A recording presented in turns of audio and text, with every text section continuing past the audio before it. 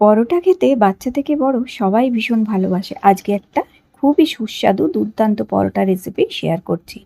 তার জন্য এখানে সবার প্রথমে নিয়ে নিয়েছি 1.5 কাপ ময়দা। আর এরপর এর মধ্যে দেব 1 কাপ আটা। আটা আর ময়দা মিশিয়ে করলে এই পরোটার স্বাদ অনেক বেশি ভালো হবে, সেই জন্য। এবার এখানে হাফ চামচ মতন নুন দিয়ে দিলাম। আর এরপরে হাফ চামচ দিচ্ছি এখানে হলুদ। হলুদটা দিলে খুব সুন্দর একটা কালার তো আসবেই, তার সাথে একটা ফ্লেভারও আসবে খুব ভালো। আর দিচ্ছি ছোট চামচের হাফ চামচ এখানে ঘি। এবার এই সমস্ত উপকরণ ভালো করে আমাদের শুকনো অবস্থাতে মিশিয়ে নিতে হবে। আর ঘিটাও হাত দিয়ে ভালো করে এইভাবে ময়দার মধ্যে মিশিয়ে নিতে হবে। তো এইভাবে মেশানো হয়ে গেলে খুব ভালো করে তারপরে আমাদের এখানে এই ময়দাটা একটু নরম করে মাখতে হবে। তার জন্য মোটামুটি 1.5 কাপ মতন জল লাগবে। তো এখানে 2.5 কাপ আটা ময়দা মিশিয়ে নিয়েছিলাম, আর সেখানে আমি 1.5 কাপ জল দিলাম এটা মাখার জন্য। তো এইভাবে একটু নরম করে এটা মাখতে হবে। আর যখন মোটামুটি এটা এইভাবে মাখা হয়ে যাবে, তখন এই থালার মধ্যে বারে বারে এটাকে এইভাবে বাড়ি মারতে হবে। এইভাবে বাড়ি দিলে কি হয়, আটার মধ্যে খুব সুন্দর একটা বাউন্সি ভাব আসে, আর যার ফলে আটার গ্লুটেন, যেটা আটা বা ময়দার গ্লুটেনটা এত সুন্দরভাবে এটাতে এটা তৈরি হয়, যার ফলে খুব সফট আর নরম থাকে পরোটা অনেকক্ষণ অবধি। এইভাবে এই আটা আর কিংবা ময়দাটাকে এইভাবে মেখে নিতে হবে। কত সুন্দর এটি মাখা হয়েছে, একদম স্মুথভাবে এই ডোটা তৈরি হয়েছে।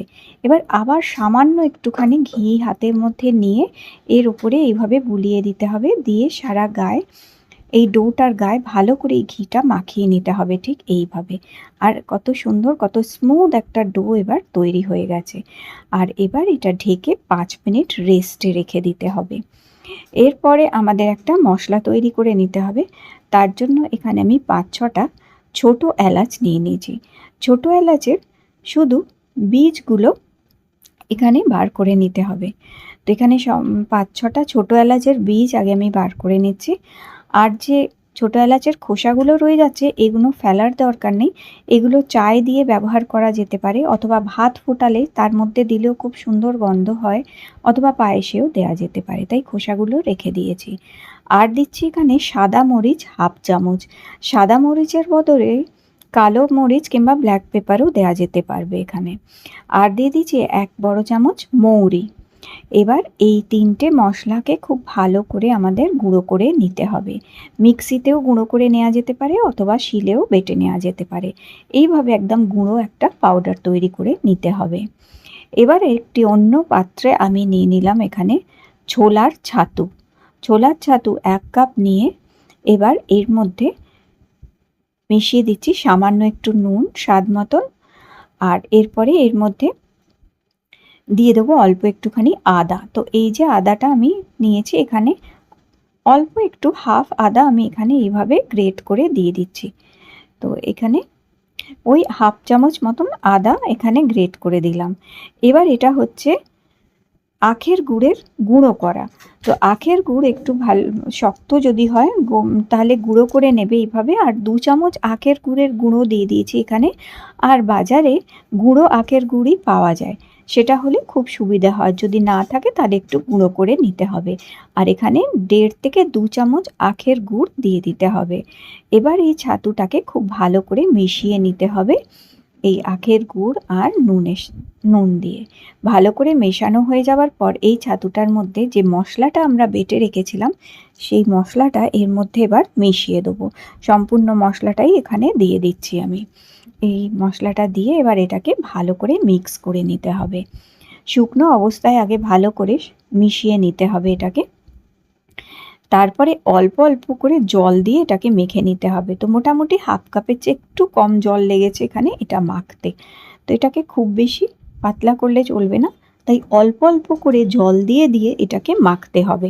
তো এইভাবে আমি 1 কাপ ছাতুতে মোটামুটি হাফ কাপের চেয়ে একটু কম জল দিয়েই এটাকে মেখে নিয়েছি। কারণ এর মধ্যে যেহেতু গুড় দেয়া আছে, জল দিয়ে মাখলে গুড়টা থেকেও কিন্তু একটু জল ছাড়বে, তাই জলটা অল্প দিয়ে এইভাবে মাখতে হবে। তারপরে হাত দিয়ে খুব ভালো করে মেখে নিতে হবে এটাকে এইভাবে। তো কত সুন্দর একদম স্মুথ একটা এখানে ছাতুর পুর তৈরি হয়ে গেছে। এবার এটাকে এইভাবে রেডি করে নিয়ে এটাকেও কিছুক্ষণ রেস্টে রাখতে হবে, ওই 3 থেকে 5 মিনিট রেস্টে রেখে দিতে হবে এটাকেও। এবার আজকে যে চাটুটা আমি ব্যবহার করছি এটা আগারোর কাস্ট আয়রনের চাটু হচ্ছে, এটা প্রি সিজন চাটু। আর এই চাটু কিংবা এই তাওয়াটার মধ্যে এইরকম একটা কভার পাওয়া যায় হ্যান্ডেলটা ধরার জন্য, যাতে হাতে ছ্যাঁকা না লাগে, খুব সুন্দরভাবে হিট রেজিস্ট করে। এটা হিট রেজিস্ট্যান্ট হচ্ছে, এটা কোনো সাঁড়াশি কিংবা কাপড়েরও দরকারই হয় না, ডাইরেক্ট এই চাটুর হ্যান্ডেলটাই ধরে ইউজ করা যেতে পারে। আর এটা কাস্ট আয়রনের তাওয়া হচ্ছে, তাই এতে রান্না করা খুবই হেলদি এবং খুব ভালো হয়। তো এবার চলো পরোটাগুলো রেডি করে নিই। ওদিকে চাটুটা আমি বসিয়ে দিয়েছি গ্যাসে, এবং গ্যাসের ফ্লেমটা আমি লো করে রেখেছি যাতে চাটুটা গরম হয়ে যায়। তো এবার এখানে আগে যে ময়দাটা মেখে রেখেছিলাম সেখান থেকে আমি লেচি তৈরি করে নিচ্ছি। তো আমি 2.5 কাপ ময়দা নিয়েছিলাম, সেখানে আমার এখানে 7টা মতন পরোটা হয়ে যাবে। এবার যতটা পরোটা তৈরি করার প্রয়োজন আছে কিংবা যতটা লাগবে সেই অনুযায়ী পরিমাণটা কমিয়ে নেওয়া যেতে পারে অথবা বাড়িয়ে নেওয়া যেতে পারবে। তো এখানে আমি 7টা লেচি এইভাবে তৈরি করে নিচ্ছি। তো এখানে 7টা লেচি রেডি হয়ে গেছে আমাদের। এবার যে পুরটা তৈরি করেছিলাম সেখান থেকেও আমি 7টা লেচি তৈরি করে নেব। তো এই যে পুরটা রয়েছে এটা ময়দার লেচির থেকে সামান্য একটু সাইজে ছোট হবে, তো খুবই সামান্য একটু সাইজে ছোট হবে এটা এইরকম। তো এখানে যেমন কি আমি 2.5 কাপ আটা ময়দা মিশিয়ে নিয়েছিলাম, এখানে আমি 1 কাপ ছাতু নিয়েছি, সেই হিসাবে ছোট ছোট একটু লেচি করলে ওই 7টা একদম প্রমাণ সাইজের লেচি এখানে তৈরি হয়ে যাবে কিংবা লাড্ডু মতন তৈরি হয়ে যাবে এখানে। তো এইভাবে এটা দিয়েও আমি 7টা পুর তৈরি করে নিয়েছি। তো এদিকে সব আমাদের রেডি হয়ে গেছে। এবার চলো এগুলোকে বেলে নেওয়ার পালা। তো এবার চাটুনি এই চাকে নিয়ে নিলাম, আর একটা করে লেচি নেব।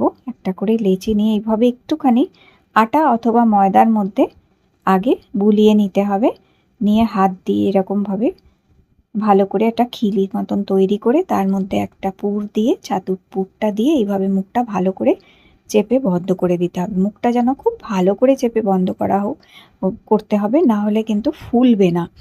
এইবার অল্প অল্প করে আটা দিয়ে এটাকে বেলে নিতে হবে। বেলার সময় খুব বেশি জোরে চেপে বেললে চলবে না, আস্তে আস্তে এইভাবে ঘুরিয়ে ঘুরিয়ে বেলে নিলে খুব সুন্দর বেলাও হবে, আর এই প্রত্যেকটি পরোটা একদম বলের মতন ফুলবে। তো এইভাবে এই যে পরোটাগুলো রেডি করে নিলাম। তো এইরকম একইভাবে আমি আরও একটা পরোটা দেখিয়ে দিচ্ছি। আগে একটুখানি শুকনো আটায় বুলিয়ে নিতে হবে, এইভাবে নিয়ে তারপরে একটা খিলি তৈরি করে নিয়ে তার মধ্যে একটা পুর দিয়ে এবার মুখটা এইভাবে ভালো করে চেপে বন্ধ করে দিয়ে হাত দিয়ে একটু গোল করে নিয়ে অল্প একটু শুকনো আটা দিয়ে এবার এটাকে আস্তে আস্তে এইভাবে গোল গোল করে বেলে নিতে হবে। তো কত সুন্দর বেলা হয়েছে, এইভাবেই বেলে নিতে হবে এটাকে। তো এখানে আমি 2টো পরোটা বেলে নিয়েছি। এইবার চাটুটা গরম হয়ে গেছে, এই গরম চাটু মধ্যে পরোটাটা দিয়ে এক পিঠটা একটু সেঁকে নিয়ে তারপরে উল্টে দিতে হবে এইরকম। এরপরে এর মধ্যে ঘি দিতে হবে। তো আমি এখানে ঘি দিয়ে ভাজছি, কারণ এই পরোটাগুলি ঘি দিয়ে ভাজলে অনেক টেস্টি খেতে লাগে, কিন্তু এটা সাদা তেল অথবা সানফ্লাওয়ার অয়েল দিয়েও ভাজা যেতে পারে। তো ঘি অথবা তেল দিয়ে এগুলো ভেজে নিতে হবে, তবে ঘিয়ে ভাজলে আমি যেমন কি বললাম খুব স্বাদ লাগে এগুলো খেতে। এইভাবে 2টো পিঠে ভালো করে ঘি মাখিয়ে আস্তে আস্তে এইভাবে প্রেসার দিলে এই প্রত্যেকটা পরোটা একদম বলের মতন ফুলে উঠবে। আর এই সময় আঁচটা মিডিয়াম রাখতে হবে। পরোটা ভাজাকালীন আঁচটাকে মিডিয়াম ফ্লেমেই রেখে দেবে, না হাই করবে না লো, একদম মিডিয়াম ফ্লেমেই রেখে দিলে প্রত্যেকটা পরোটা সুন্দরভাবে তৈরি হয়ে যাবে। এই যে এখানে পরোটা ভাজা হয়ে গেছে, আরও একটা পরোটা আমি এখানে ভেজে দেখিয়ে দিচ্ছি। তো 2 পিঠ ভাজা হয়ে গেলে 2 পিঠ একটু সেঁকে নিতে হবে, খুব বেশি দাগ ধরাবার দরকার নেই, জাস্ট একটু সেঁকে নিলেই হবে। তারপরে 2 পিঠে ঘি অথবা তেল মাখিয়ে এইভাবে ধারের দিকে প্রেসার দিয়ে দিয়ে দিলেই এইরকম বলের মতন প্রত্যেকটা পরোটা কিন্তু ফুলে উঠবে। তো এখানে দেখতেই পাচ্ছ প্রতিটা পরোটা এত সুন্দর বলের মতন ফুলে উঠেছে। এই যে, তো এখানে সব পরোটা আমি ঝটপট ঝটপট করে এইভাবে ভেজে নিলাম। আর এই পরোটাগুলি এত সুস্বাদু হয় যেগুলোর সাথে কিছুই আর খেতে লাগে না, এটা শুধু শুধুই খেতে কিন্তু দুর্দান্ত লাগে। তবে এটা দিয়ে একটু আলুর তরকারি, আলুর দম অথবা টক দই অথবা আচার দিয়েও খাওয়া যেতে পারে। তো তৈরি হয়ে গেছে আমাদের দারুণ সুস্বাদু পরোটা, আর ভীষণ নরম আর সফট হয়েছে এই পরোটা। আর পরোটার সাথে আর একটু প্রোটিন যদি অ্যাড করতে হয় তাহলে দিশানোর এই ক্রাঞ্চি পিনাট বাটারটা খাওয়া যেতে পারে 1 চামচ।